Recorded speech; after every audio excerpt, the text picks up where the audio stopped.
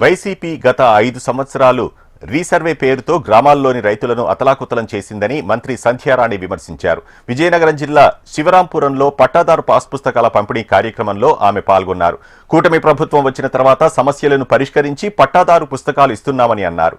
తన హయాంలోనే శివరాంపురంలో బ్రిడ్జి కట్టిస్తానని మంత్రి హామీ ఇచ్చారు. విజయనగరం జిల్లాలో 77,000 పట్టాదారు పాస్ పుస్తకాలు పంపిణీ చేస్తున్నామని మంత్రి సంధ్యారాణి తెలిపారు.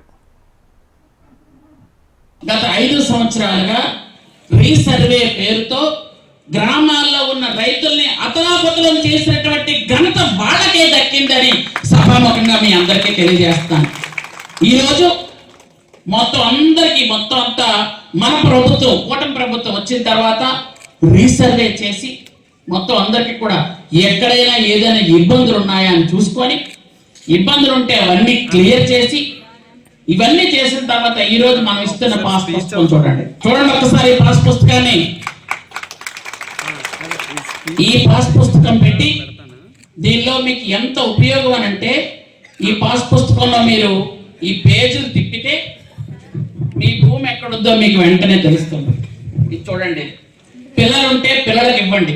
ఇదే దీనిలో పిల్లలుంటే మీరు చూపిస్తే మీ భూమి ఎక్కడ ఉందో అన్నది మ్యాప్ కూడా తెలుస్తుంది.